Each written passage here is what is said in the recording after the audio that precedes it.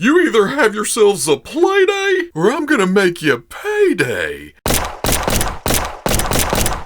Okay, people, welcome back to another Playday. Do not let the thumbnail fool you. This is a proper Playday. It may look like a bunch of Marvel Legends. Actually, it is a bunch of Marvel Legends, but there's some paint, a little bit of customizing, mostly part swapping. In fact, I was going to call this something like SWAPARAMA, but Playday is my thing, you know? I just like to have fun, and that's just what this is. Having some fun. There's a couple of things here from other customizers. We'll get to that, but first we'll go through all these. Well, it's mostly heads. I'm going to take this head and put it on a different body. Ta-da! Different figure. Woo, woo, woo, woo. First up, we're heading back to Invisible Woman land. I think it was the last Playday that I stuck the Disco Dazzler hair on the Sue Storm head, but the body was different at that point. It was the one that this head originally came on with the darker colors, but my Fantastic Four costumes are white and blue. And the head on that original body was just, whoo, wee, wee, wee, wee. So be gone, scary head. Now I have my personal favorite Invisible Woman. The hair doesn't fit that specific era perfectly, but I think it's a bit closer than the original hairdo. I did get it repainted though. The base color was, well, it was about this color, I think. But I wanted it to be closer to that 80s, 90s brighter comic book blonde. So I broke out my new favorite blonde color, Vallejo Sunny Skin Tone. That's the color I used for Sabretooth's hair, and it surprised the hell out of me. I love it in that cartoony comic book kind of way. But if you dry brush on top of that darker orangey color, it becomes kind of a dirty blonde. So I may come back and repaint the whole thing in that base color and then put some lighter highlights on top of that. Because that's what customizing is. It's an endless cycle. You think you're happy with something, but then a new technique comes along, or you find a new paint or a brush or something to make you think, ooh, I can go back to that one figure.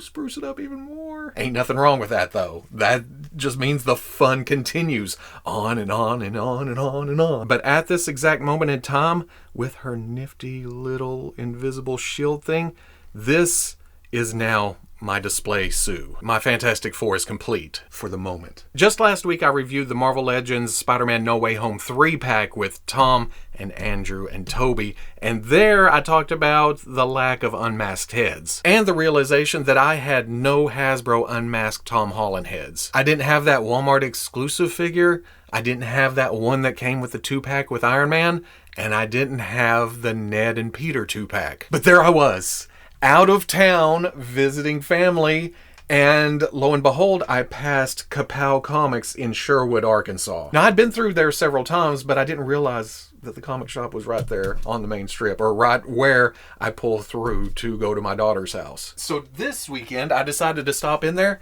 and they had a hell of a deal on the Peter and Ned 2-pack. I'm happy to finally pick it up.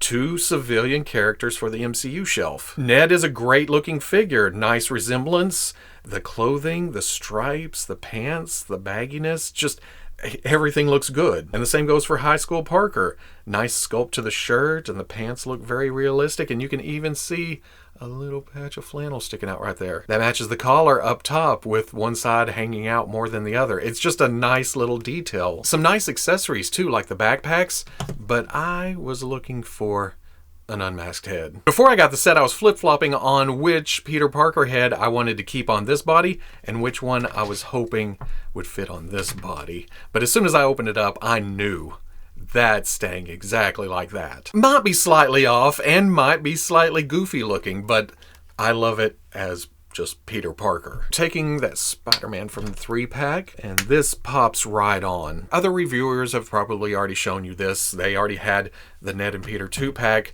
but now that I have this in hand, I may have to do Andrew and Toby too. I mean, I have this custom head from Casting Cave that I thought about dribbling out more so it will fit on the Tobey Maguire body from the 3-pack, but I love Youth Pastor Peter so much, I want to leave him like this. Do I find another custom head and then an Andrew Garfield head? Or should I wait and see if the rumors pan out? The ones that say Hasbro's reissuing the 3 Spider-Mans with unmasked heads somewhere down the line?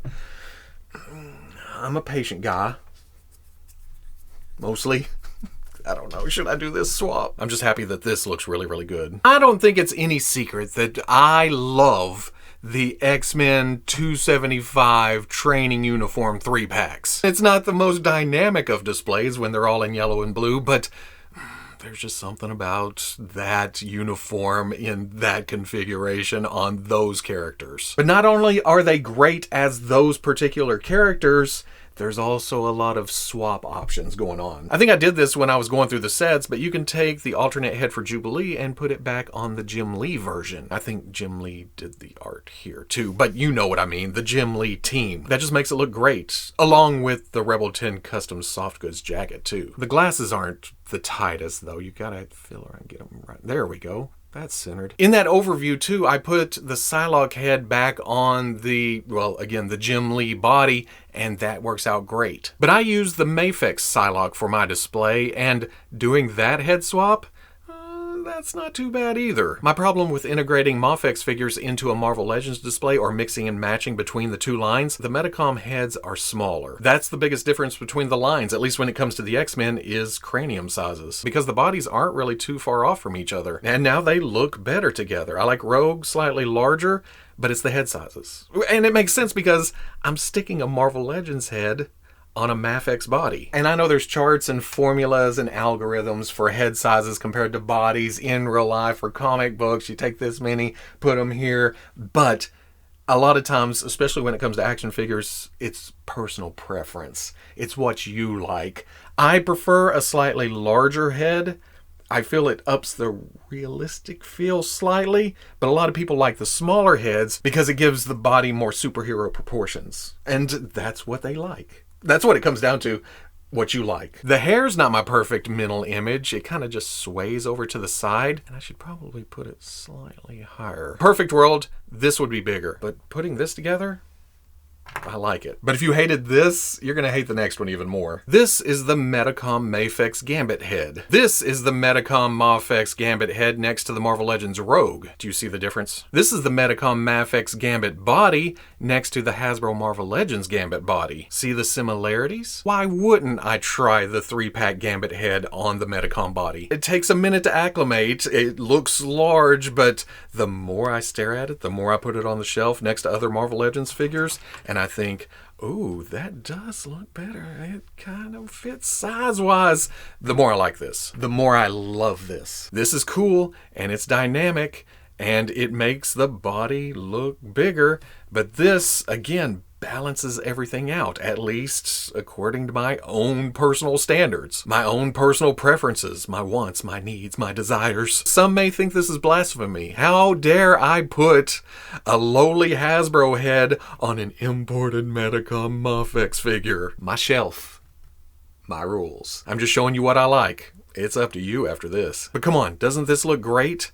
It's like, hey, they were made for each other. And again, I know it's a Marvel Legends head. It's supposed to fit this head. But yeah, now that is a pair for the main display. And if I take the Psylocke head and put it on the Mafex Psylocke body, I have the Psylocke body left. Why not put a Polaris head on there? Because when it comes down to it, I love this sculpt. I love these colors used. But I do not care about that version of X Factor, so I get a different Lorna Dane for my shelf. I know this is not 100% correct to her version of this costume in the comics. In fact, it doesn't even go with this hair, and it's not straight up X-Men uniform, but for the time being, until I can get some more mods on here, maybe sleeveless arms or make the blues black or something, this'll work. Also, I think at this time she was larger. Didn't she lose her magnetic powers but gained strength and size, if I'm remembering right? She still comes in slightly smaller than Rogue. So this probably doesn't work, but I had fun doing it, so that's all that matters. I can say the same about this 3-pack forge that I put on bits and bobs from the single release forge. This is an upgrade of that Bucky Cap body Jim Lee X-Men forge. Mine has the super floppy ab crunch. It's just a simple matter of transferring things over. The square buckle X belt, the thigh holster, put it over here on that new silver shiny metal leg, and then the boot tassels, which are just separate pieces. But you get below that and you got to use a little elbow grease. The brown boots from the original forge are taller than the boots from the 3-pack Forge, which doesn't seem like a lot, but the first time I swapped them over, I thought, man, I like the proportions there, because I've always thought this new body has low knees. But then I stood Forge next to other figures on the shelf, and he was like way taller. He was looking down on everybody, and I thought, that doesn't look quite right. So I sliced the top of the boot off and then drilled the hole deeper. It's as simple as that. Now there is that yellow band that was right here, and it leaves a big gappy smooth spot. But that's the beautiful thing about these tassels. You bring them down and they essentially hide all that. That leaves me with an overall better Jim Lee X-Men Forge. You know, the Jim Lee X-Men. You have your brighter yellows and blues, you have better proportions, the shiny silver, and then the same head sculpt, but the paint on this is so much better. Camera 1, camera 2, camera 1, camera 2. That thigh band is inaccurate for this version of Forge, and maybe the buckles around the wrist, but overall, this works for me. It is close enough. In fact, I think I'm going to call it, I bestow upon you the highest honor I can give an action figure, a Casting Cave custom Forge head. He's a little thick, but this is now my Forge. Speaking of Casting Cave though, again, here is his Immortal Hulk head. I'll admit, I don't know much about Immortal Hulk, but I had this body left over after the 20th anniversary Hulk took its place. So the greens matched. I thought, hey, it's a different version of Hulk for the shelf. And there's just something about that scary ass face that does it for me. It's not my Hulk. It's not a classic Hulk. It's just a mean looking Hulk. This is recycling a Hulk that was headed for the bin, for a tub. So this will work for now, until my need for this lighter gamma green and the purple shorts and everything makes me hunt down another version of a classic Hulk. Back over in the swap department, left field from the Fwoosh forums sent me this idea of changing out the shoulders on the Target exclusive Marvel Legends Ant-Man. During that review, I pointed out that the stock Sunfire shoulders are a little bit narrow from the side, and then from the front they just kind of droop down and there's gap from the neck to the shoulder. So it was a no-brainer when left field told me that the plastic from the Ultron Wave Giant Man is the exact same shade of red as this Ant-Man. That meant all I had to do was heat up some water and change some parts out. You know better. It's never that easy. That Giant Man used the Bucky Cap body, and it is not the easiest torso to split. In fact, these, and this is all that's left of that body. Amazing grace. Yes, and even then, the pegs weren't compatible here, so I had to take my handy dandy side cutters and trim down the pegs that go down to the arms and the pegs that go into the torso. But the reason it's swappable here is because of the butterfly joint. It is a softer plastic. You get that hot, it gets soft, pops right out. Notice there is way less gap from here to here, and the shoulders are bigger. They come out. I don't remember if the arms hung down this low with the other shoulders, but overall, because of this, it just feels them out better. He's still lanky. There's still a thinness to the arms and the lower legs, but he's bulky in all the right places too. Oh, and can't forget that I had to remove the Giant Man costume details from the shoulders. That was done with my new go-to Winsor & Newton brush cleaner and restorer. It still makes harder plastic a little tacky if you leave it on there too long, so what I like to do, take a microfiber cloth, put a little of this on it, rub, scrub, and then throw it in some water real quick and kind of wash it off, just to keep the cleaner from eating away at it or whatever chemical reaction that is way over my head happens. It doesn't happen over my head. Don't work like this.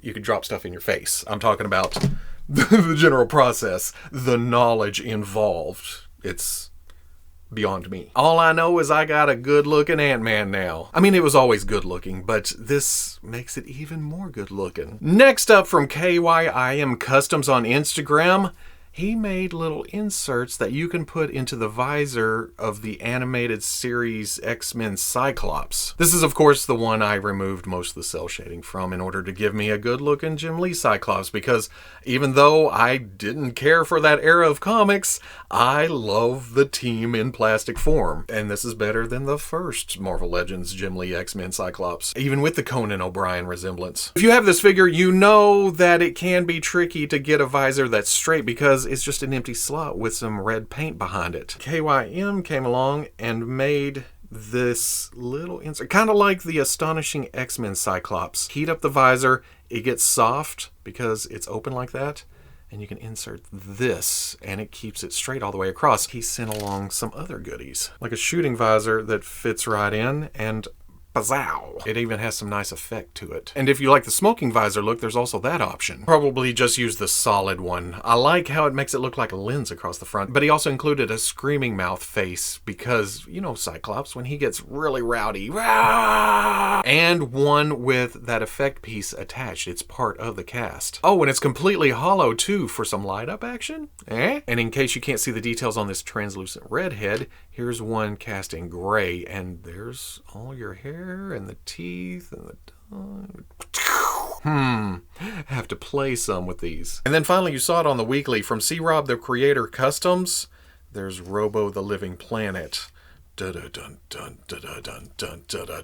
I had seen this design from C-Rob before, but in the Fwoosh blue with this beard and the gray in the middle and then the hat on top. Y'all are crazy. There's even this skull up here on the, I guess, polar ice cap, because you can take that off and there's this crater and some snow around back, or some waves in the water, and then there's another crater right here. Some kind of volcanic action, fault lines running around, all on a wooden stand that I can put anywhere. And the hat has some magnets with a peg that goes down into this crater back here, so ba-boom, there you go. That just completes the effect. It's like Ego the Living Planet.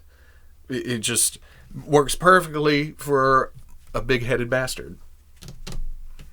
This will go in the cosmic display. For works in progress, the only one I've started in the past few weeks, well, I've had a few ideas, but the only one I've actually physically started is CRobTheCreator from Marvel Comics. Derek Payne, or DP Toy Sculpts on Instagram, reached out and said, hey, I heard that you were wanting a CRobTheCreator to go with your Goblin Queen.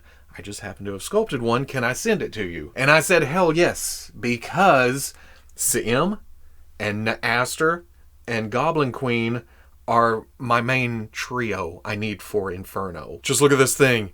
It is fantastic. It is CRobTheCreator in plastic form. But at the time he sent it, I hadn't decided on a base body. So size-wise, we weren't sure what to work with. So when I finally decided on the NECA Gargoyles Broadway body, it ended up being a bit larger than we were anticipating. The head looks small here. We're still going back and forth. I keep apologizing for being a pain in the ass. And I know the big belly look isn't really right for 99% of CRobTheCreator's appearances in the comics, but my mind always goes to this image. Even there, it may not be as big bellied, but I don't know, I kind of like this look. He's kind of got that worn out biker look. So that's why I'm keeping Rage's vest. It's got more color and detail than the characters look in the comics, but I think it works for what I'm going for. This is my version of CRobTheCreator. Rage's bracers are also going to stay. It kind of knocks out that thin look at the wrists. This thing, I'm not sure if it's staying, but if it comes off, oops, knock the tail off again. If it comes off, you're left with this smooth crotch and gappy hips. So I think that kind of works into the overall look. This matches this. If I paint this black and this black and then do some blue highlighting, but it also is unmistakably gargoyles, so I'm undecided there. And then I'm definitely changing out the feet into something smaller but still demon toed with the long claws and stuff. Then a coat of purple, and I don't know, I think that'll work for me. So at the end of the day, any day you get to play is a damn good day. I don't care anymore. It's way too many days, but I'll say it again. It's a good day. Day. My big takeaway coming directly out of this, I'm gonna need a couple of more X-Men 3-packs because I just foddered half of them. More than half? No, about half. And I think Pulse just had a sale on one of them. Did I miss it? Is it running right now? But the other big takeaway is they're your figures. It's your shelves. It's your display. You do what you want with your toys. I know some of these are wrong, and I don't mean taking domestic parts and putting them on import figures. Heretic! I mean, some of the details don't work for the characters that I've put together here. Forge's leg strap, Polaris' size, but you know what? They make me happy. I'm good with that. I'm not going to apologize. But they'll be stuffed away back here somewhere in my filing cabinet. And if a better body comes along or a better part or piece, I'll know it. It'd be like, hey, look, I can take that thigh and put it back on this forge and it'll be perfect. Or a bigger body that I can just paint black and yellow for Polaris, and boom, there's that version of Lorna Dane, and I'm happy. Happier. Because like I mentioned, it's a process. You just keep going day to day and over. There's advances made in action figures. We all want to upgrade when those advances come around. So yeah, we'll never be happiest, but we can try to be as happy as possible. Until then, I started choking myself up. Been talking too much. So